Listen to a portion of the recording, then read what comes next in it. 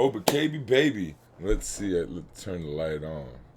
How's everybody doing? Welcome back to Across the Spectrum. I've noticed, well, I don't know if I noticed, but Kim Iverson started talking about Iberham Terore and Sabby Sabbs about a day or two ago. And they are by no means mainstream media, but they are more like known a little bit media for the non-mainstream.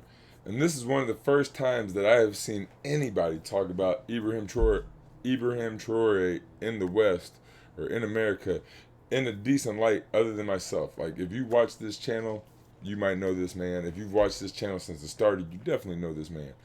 But I've talked about Iberham Terore. I'm going to do a little bit of Kim Iverson, a little bit of Sabby Sabbs, and I'm going to do some shorts that kind of show you about him.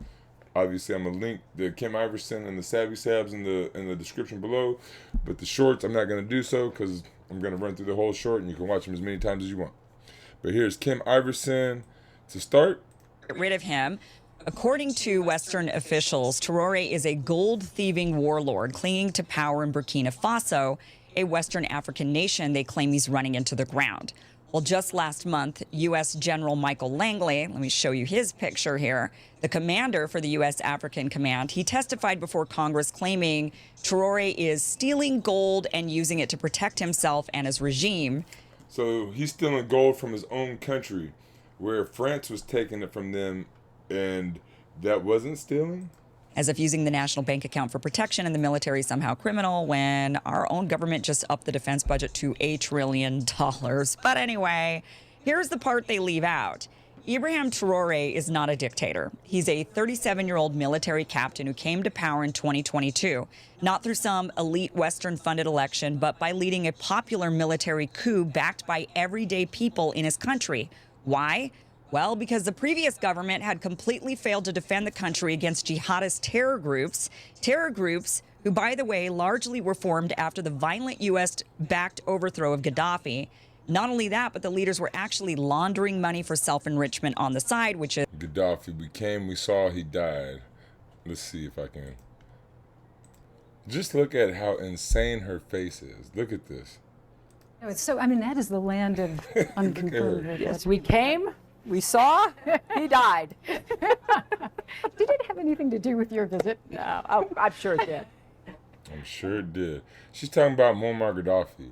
If you don't know about Muammar Gaddafi, he was the president of Libya, and they had like a 10, maybe 15% literacy rate, and he got it over, I think it was over the 90s. They built a waterway that was called like the 9th wonder of the world that the U.S. bombed and destroyed.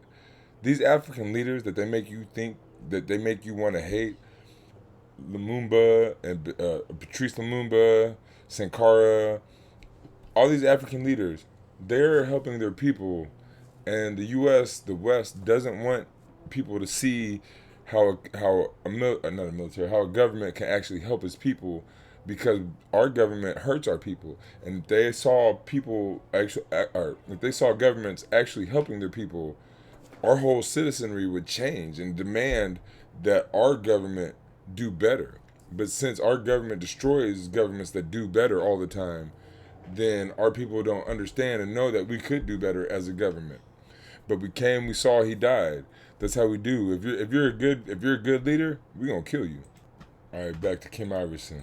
Is no surprise. So the people of Burkina Faso grew tired of being poor in one of the most resource-rich regions on earth. Right. They were tired of French and American influence, tired of so... That reminds me, let me get one. We're keeping the oil. We have the oil. The oil is secure. We left troops behind only for the oil. So we definitely don't want the same happen to Iberham here. So-called leaders who actually took orders from Paris and Washington.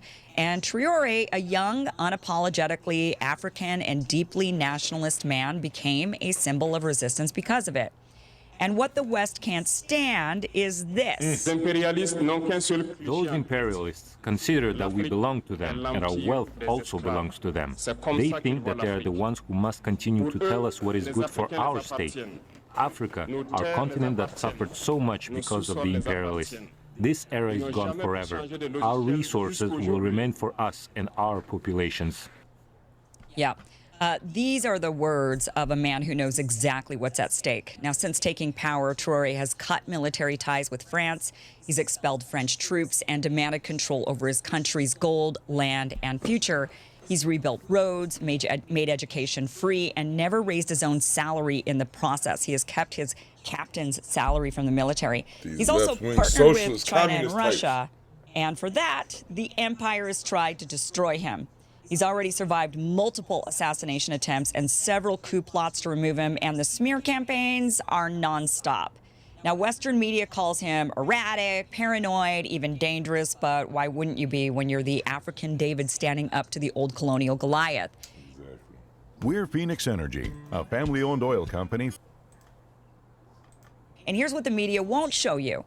Across Africa and around the world, millions upon millions of people of African descent are cheering him on. From Paris to Harlem to Port-au-Prince, there have been mass rallies in solidarity with him and chants of colonizers get out, France get out.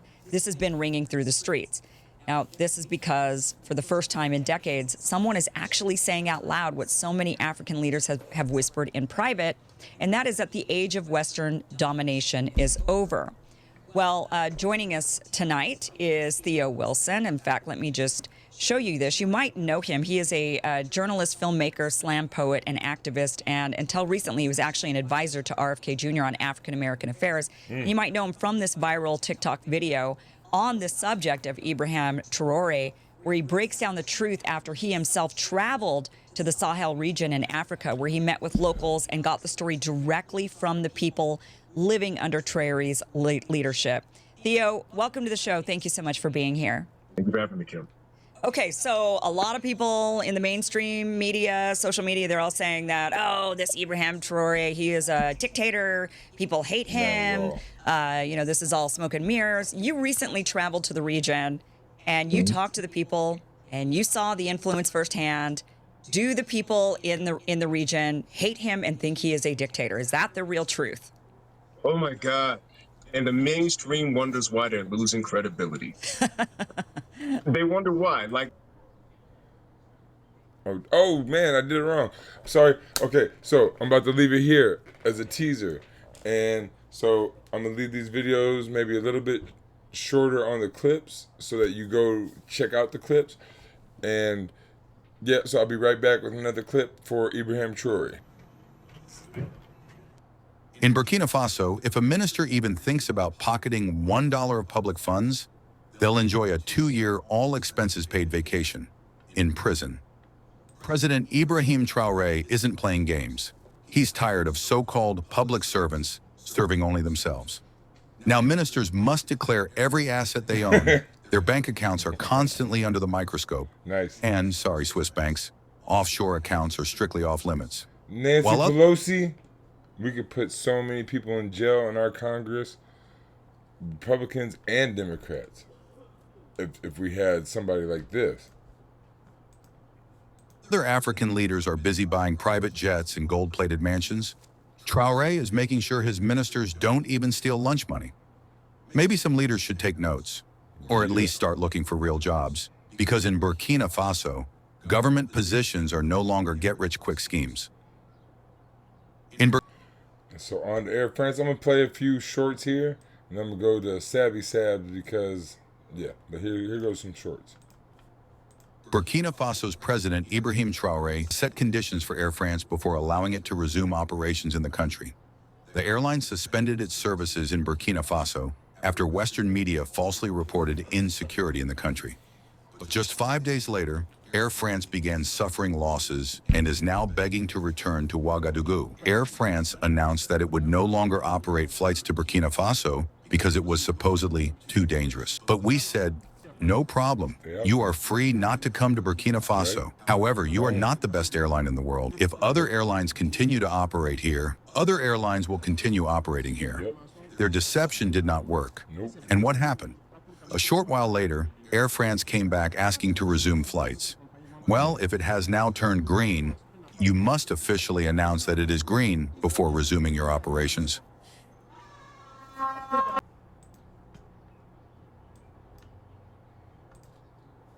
This might be the richest president in the world, but not in the way you think. Burkina Faso's president, Ibrahim Traore, 37, has declared his net worth at just $128,566 and has ordered all government officials to declare their assets by March 24, Oh, man, 2025. He warned that any false declarations or failure to comply will lead to prosecution. Traore also rejected a salary increase, choosing to keep his military pay, and has banned officials from doing business with the state to fight corruption. While other leaders amass wealth, Traore is proving that real power comes from integrity, not money.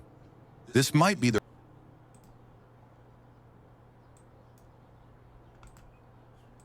In the history of the world, there have been wars. And during the Second World War, people organized themselves to defend, all over the place. But there is a country that could not defend itself, Several. which had to come and take our ancestors to go defend them. Oh, Africa. Oh. And today that same country wants to give us lessons. The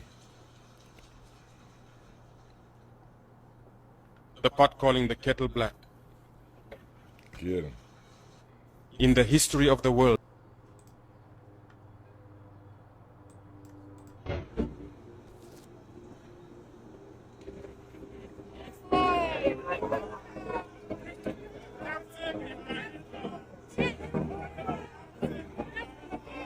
Iberham Terore just left South Africa.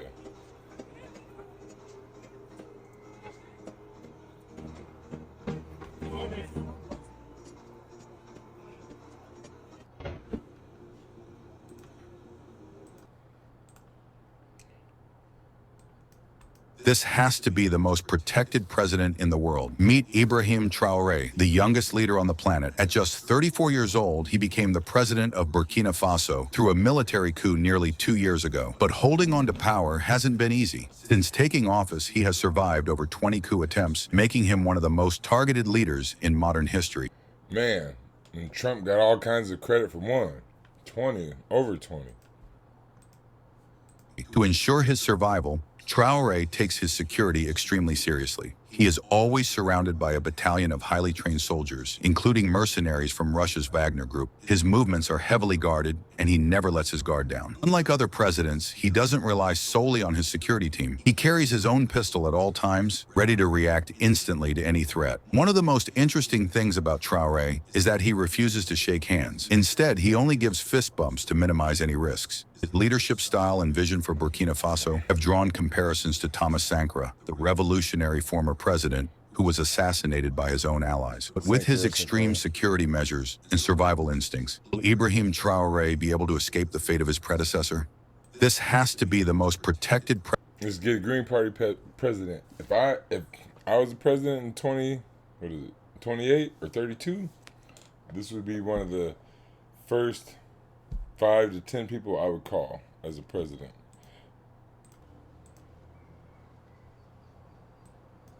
The new Burkina Faso president is what we would have made if Gaddafi and Thomas Sankara were cloned. There you go. Scientists take notes. Just like Gaddafi built free houses for his people, Ibrahim Traore is now Look into Gaddafi and Sankara. Like, I'll try to put some stuff up, but I don't have the most time in the world. Obviously, I'm not posting as much as I was. But please, look into Gaddafi and Sankara. handing out homes like party favors. And if that wasn't enough, Lasky is now handing out homes like party favors. And if that wasn't enough, let's just start over. Burkina Faso president is what we would have made if Gaddafi and Thomas Sankara were cloned. Scientists take notes. Just like Gaddafi built free houses for his people, Ibrahim Traore is now handing out homes like party favors. And if that wasn't enough, last month he dropped over 2,000 tractors to boost food production, because Sankara's "Eat what you control" wasn't just a slogan, it was a prophecy. He even stopped exporting raw gold, built a factory, and last week kicked off a road construction project. At this rate, Burkina Faso might just unlock level 100 self-sufficiency before the rest of us. The new Captain Iberham Terore has done it again, this time with cashews. Burkina Faso just launched a massive cashew processing plant, and it's not your average nutcracker setup. This factory is putting 20,000 people to work. Yes, you heard that right. 20,000 jobs from one plant. While some leaders give speeches, Traore is handing out employment. His message is clear. No more lost generations. No more exporting raw goods for peanuts. Africa is done just consuming. It's time to manufacture, process, and lead. One factory at a time, Traore is turning dreams into assembly lines. More of this, please, and pass the cashews while you're at it. Captain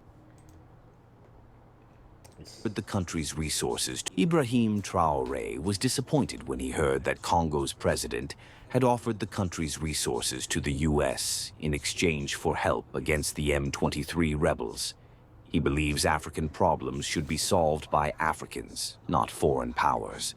The children of Congo have been dying for years. We would have liked to see the African Union generate the forces and all the necessary strategies to support these states so they can regain peace. For nearly 10 years, the Sahel has been the theater of international terrorism, but we see no support from these organizations to find a solution to this problem. Worse, a few days ago, a country foreign to Africa openly announced having supported and participated in a cowardly terrorist and barbaric attack against the forces of our confederation in Tinsawatten. The African Union did not utter a word to condemn this interference by a state outside of Africa in the internal affairs of our states. I would like them to hear this and therefore break their silence and take action so that the youth can believe in the African Union. Traore was disappointed when he... New update here for Ibrahim, president of Burkina Faso. So, pause real quick. This is Sabby Sabbs. If you watch my channel, you probably know her. But she hasn't talked about Ibrahim Terore that I've seen before, and that the popular kind of new media, the popular new media is starting to talk about him. I'm into it. I want the regular media to talk about him, but like it's cool that the new media is talking about him now. It appears he is not alone. He is not standing alone. In fact, Russia and China are by his side. Oh. The news broke just the other day. Russia has reportedly sent special forces trained with unique skills to Burkina Faso with explicit instructions from President Putin to safeguard the presidency of Burkina Faso as well as Captain Ibrahim Traore. This development comes at a time when Western powers, led by France, have converged in the Ivory Coast. Western powers, where Hillary Clinton will say, "We came, we saw, he died." We go in and kill people. That's just insane. To strategize on an invasion of Burkina Faso, alleging that Captain Ibrahim has exploited Burkina Faso's gold for personal... Okay, and say Russia is going in and doing something to Burkina Faso, but the guy doesn't die. He gets to stay alive. Like, not just in a bad way, but the people will get stuff. And everybody gets to do stuff. It's way different than what we do. Like, we tell you to do what we want you to do for the businesses or die. Like Russia, China, they're like, oh, you want to do stuff for people, you want to do stuff for your country, we just want you to use our stuff a little bit. We want to make money with you. Like, we want to make money off you and destroy you, kind of. They're like, oh, you can still live while we make money. Personal interest. Your thoughts on this? Ladies and gentlemen, fam, it looks like Ibrahim is not alone. Not alone at all. We got an ally for Ibrahim. Russia came in with some special troops, and because the U.S. should be an ally for Ibrahim. Because of that, we have to drop the beat. Get it?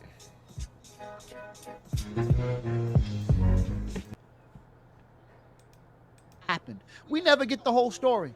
We always get an agenda. So when it comes to Gaddafi, for example, someone who they're relating, who they're connecting to this brother. When it comes to other people like Idi Amin, etc., I'm not saying right or wrong, up or down, right or left for any one of them. Fidel Castro. I'm not saying anything about, I'm not making a judgment about anyone in any direction. What I am saying, though, is that the bulk of the American and the Western public was subject to media of the Western world. In other words, we saw the world through the lens of the Western eye. And today, that is no longer the case. Today, we are in an environment where we can hear from the globe, and we are intimately connected by way of this technology to really see what's going on. If you want to know more about Iberham Terore, look him up or keep following the channel. Thank you. Across the spectrum.